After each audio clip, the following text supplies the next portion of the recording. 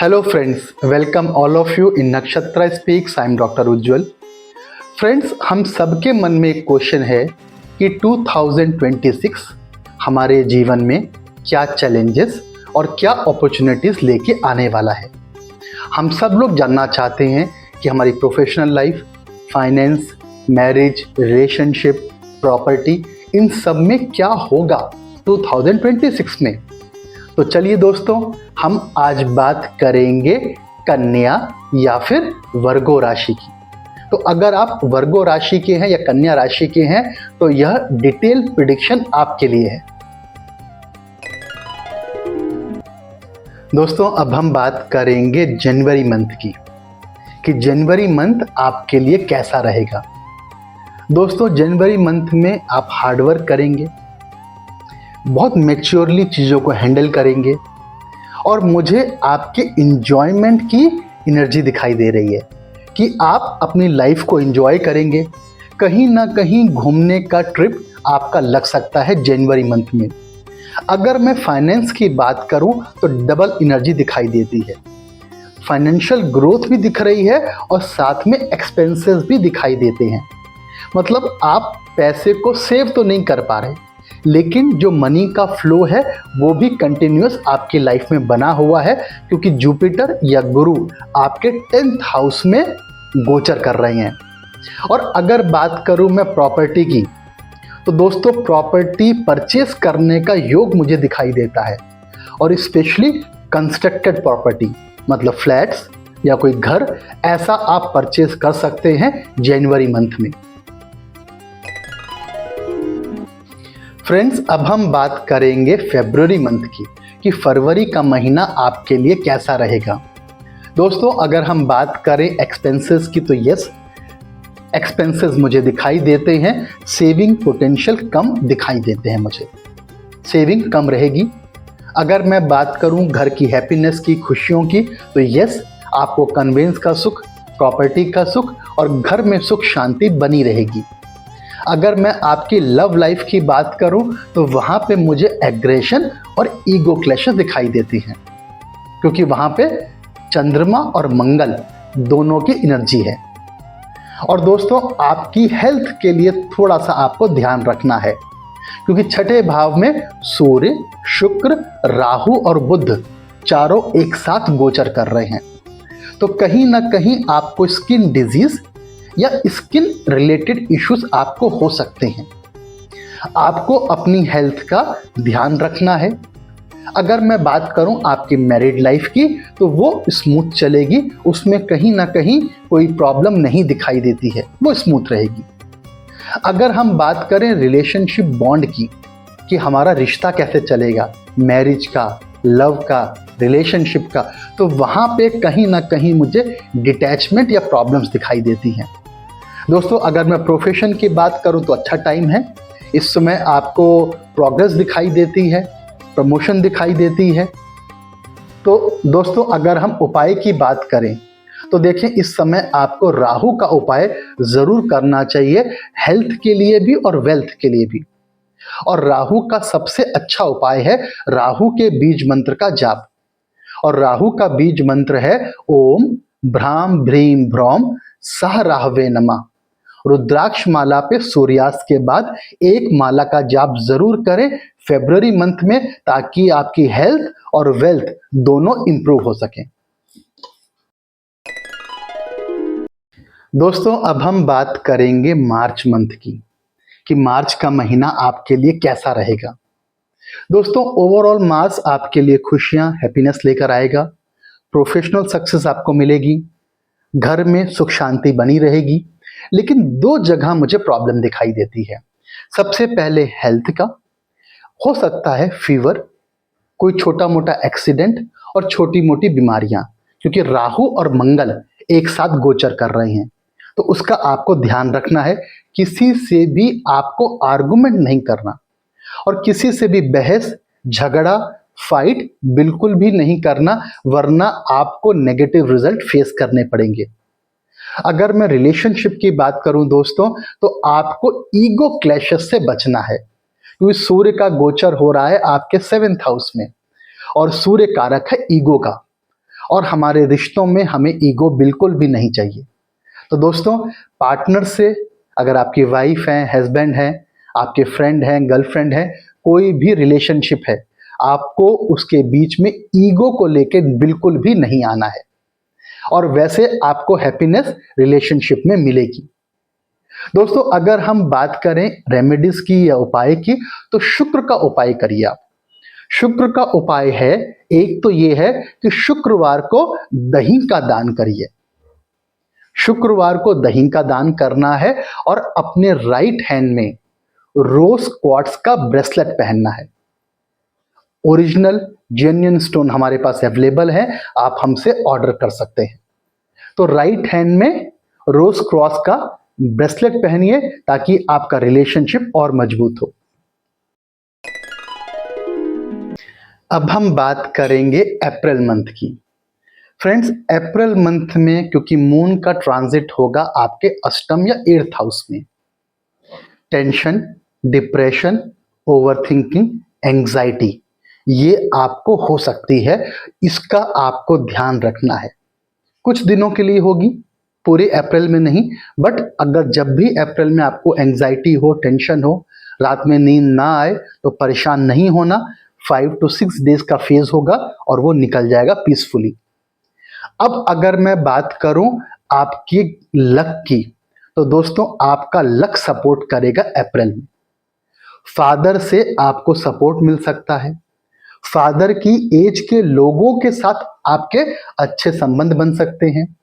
अगर मैं बात करूं प्रोफेशन की, तो दोस्तों प्रोफेशन में आपको, अगर आप फीमेल हैं तो मेल कोलीग से, और अगर आप मेल हैं तो फीमेल कोलीग से आपको आर्गुमेंट से बचना है, क्योंकि कहीं ना कहीं शुक्र, गुरु और राहु की एनर्जी का कॉम्बिनेशन दिखाई दे रहा है।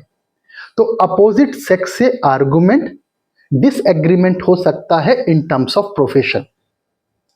अगर हम बात करें आपकी हेल्थ की, तो यस, आपकी हेल्थ इंप्रूव होगी, आपको बीमारियां नहीं होंगी और आप खुश रहेंगे।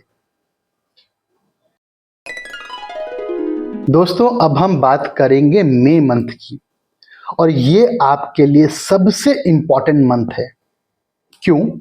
क्योंकि इस समय आपकी कुंडली में काल सर्प दोष बन रहा है। सारे प्लेनेट राहु और केतु के बीच में आएंगे।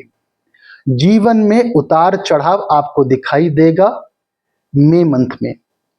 अगर मैं एरियाज की बात करूं, हेल्थ और एक्सपेंसेस, आपकी हेल्थ और खर्चे ये आपको जीवन में कष्ट देने वाले हैं। और दोस्तों, सूर्य भी आपके 8th हाउस में या अष्टम भाव में गोचर करेगा। सूर्य कारक है हमारी रिस्पेक्ट का, हमारी नेम, फेम और हमारी हेल्थ का। बदनामी से बचना है। और दोस्तों, अगर मैं मैरिज की बात करूं, तो ये टाइम ऑस्पिशियस नहीं दिख रहा, क्योंकि शनि, मंगल, चंद्रमा और बुध चारों आपके 7th हाउस या हाउस ऑफ मैरिज में गोचर करेंगे। तो मुझे आपकी मैरिड लाइफ में या रिलेशनशिप में बहुत ज्यादा आर्गुमेंट और एग्रेशन दिखाई दे रहा है। दोस्तों, इससे बचने के लिए हमें उपाय करने बहुत जरूरी हैं मई मंथ में। अगर हम रिलेशनशिप की बात करें, तो मुझे लगता है कि आपको मंगल का उपाय करना है। मंगल का उपाय यह है कि मंगल के बीज मंत्र का जाप करिए। ओम क्राम क्रीम क्रॉम साभौमाय नमः। इसकी एक माला सूर्यास्त के बाद जरूर करिए, ताकि रिलेशनशिप में एग्रेशन ना आए। अगर मैं कालसर्प दोष की बात करूं, तो राहु और केतु का उपाय करना है। क्या करना है आपको? ब्लैक कलर और ग्रे कलर के कपड़े बिल्कुल नहीं पहनने, और शनिवार को बादाम का दान करना है। तो दोस्तों, ये उपाय करिए ताकि जो मई मंथ है बहुत शांति से आपका निकल जाए। फ्रेंड्स, अब हम बात करेंगे जून मंथ की। देखिए, जो मई में आपने सफर किया है, प्रॉब्लम फेस करी है, जून में वो प्रॉब्लम्स कम हो जाएंगी। काल सर्प दोष की कंडीशन तो बनेगी, लेकिन प्रॉब्लम्स कम हो जाएंगी। जीवन में खुशियां आएंगी, कहीं ना कहीं नए संबंध बनेंगे, प्रोफेशन में आपको शांति फील होगी, और अगर बात करूं नेम फेम प्रॉस्पेरिटी की तो यस, जून मंथ में आपको प्रमोशन, नाम और सम्मान मिलने जा रहा है। लेकिन थोड़ा सा आपको अपने गुस्से पे कंट्रोल रखना है और कहीं ना कहीं मुझे जलने का, बर्न होने का या एक्सीडेंट या फ्रैक्चर कुछ ऐसा दिखाई देता है, तो उससे बचना है आपको। फ्रेंड्स, अब हम बात करेंगे जुलाई की। दोस्तों, जुलाई आपके लिए सबसे ऑस्पिशियस होने जा रहा है in terms of your profession, और मुझे बहुत उम्मीद है कि जुलाई मंथ में आपकी प्रमोशन होगी या फिर आप मैनेजमेंट के रोल में आ जाएंगे, बॉस बन सकते हैं। अगर आप बिजनेस रन कर रहे हैं तो मुझे उसमें बहुत सक्सेस दिखाई देती है। सूर्य और बुध दोनों ही आपके 10th हाउस में गोचर कर रहे हैं, और 10th हाउस में सन जो है वो दिग्बली होता है, और बुद्ध के साथ मतलब बुद्धि यानी कि इंटेलिजेंस के साथ आप अपने बिजनेस या जॉब में डिसीजन लेंगे और वो आपको बहुत ऊपर लेके जाएगा। आपके मन में शांति होगी, कहीं ना कहीं आप स्पिरिचुअल वर्क में पार्टिसिपेट करेंगे। घर में हवन हो, पूजा पाठ हो, मंदिर जाना हो, इसमें आपकी रुचि बनेगी। लेकिन दोस्तों, कहीं ना कहीं रिलेशनशिप में थोड़े से आर्गुमेंट दिखाई देते हैं, तो उसमें बचना है आपको। और अगर मैं मैरिज लाइफ की बात करूं तो वो मुझे पीसफुल या अच्छी दिखाई देती है। अगर हम रेमेडीज की बात करें तो आप शुक्र का उपाय कर सकते हैं। शुक्र का उपाय है, आप मंत्र का जाप करें, ओम क्लीं कृष्णाय नमः। ओम क्लीं कृष्णाय नमः। इस मंत्र का जाप करने से आपका शुक्र स्ट्रांग होगा, रिलेशनशिप, लव बहुत स्ट्रांग होगा। दोस्तों, अब हम बात करेंगे अगस्त मंथ की। अगर हम अगस्त की बात करें तो मुझे बिल्कुल साफ दिखाई देता है कि आप अपने प्रोफेशन में, बिजनेस में बहुत करेज के साथ डिसीजन लेंगे, क्योंकि मंगल आपके 10th हाउस में गोचर कर रहा है, और 10th हाउस है प्रोफेशन का, और मंगल कारक है करेज का। तो आप अपने बिजनेस में और अपनी जॉब में बहुत करेज के साथ, हिम्मत के साथ डिसीजन लेते हुए दिखाई देते हैं। आपको अगस्त में नेम, फेम और प्रॉस्पेरिटी भी मिलेगी, क्योंकि सूर्य जो है वो आपके 11th हाउस या हाउस ऑफ गेन में गोचर कर रहा है। आप लाइफ को एंजॉय करेंगे। हो अगर आप सिंगल हैं तो कोई पार्टनर आपको मिल सकता है, क्योंकि शुक्र का गोचर आपके लग्न में होगा, और जब शुक्र का गोचर लग्न में होगा तो बहुत पॉसिबिलिटीज हैं कि आप किसी रिलेशनशिप में आ जाएं। लेकिन मंगल की दृष्टि आ रही है, तो इसलिए थोड़ा सा अपने माइंड पे और अपने एग्रेशन पे काबू करना है। बाकी सब कुछ अच्छा दिखाई दे रहा है मुझे अगस्त मंथ में। अगर मैं उपाय की बात करूं कि सब कुछ अच्छा है, तो माँ भुवनेश्वरी के बीज मंत्र का जाप करिए, ओम ह्रीम नमः। ओम ह्रीम नमः, इस मंत्र का जाप करिए, ताकि जो भी कुछ अच्छा अगस्त में हो रहा है वो 6 गुना और 10 गुना और बढ़ जाए। फ्रेंड्स, अब हम बात करेंगे सितंबर की। देखिए, सितंबर में आपको एक विशेष ध्यान रखना है, और वो है आपकी हेल्थ का, क्योंकि मंगल और शनि दोनों की दृष्टि लग्न पे आ रही है।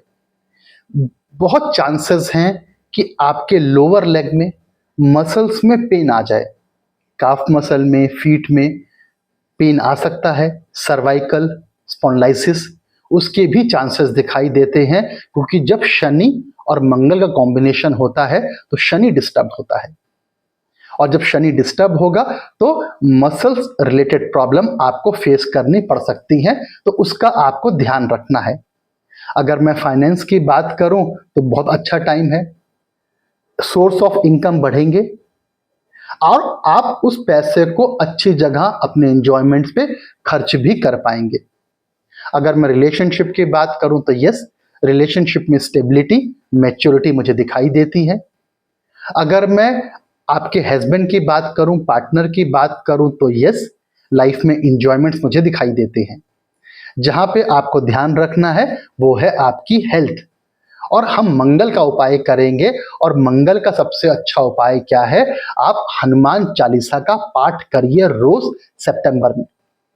तो सितंबर मंथ में रोज आपको हनुमान चालीसा का पाठ करना है, ताकि मंगल और शनि के जो रिजल्ट आपको जीवन में आ रहे हैं, हेल्थ में कष्ट दे रहे, वो कम हो जाएं।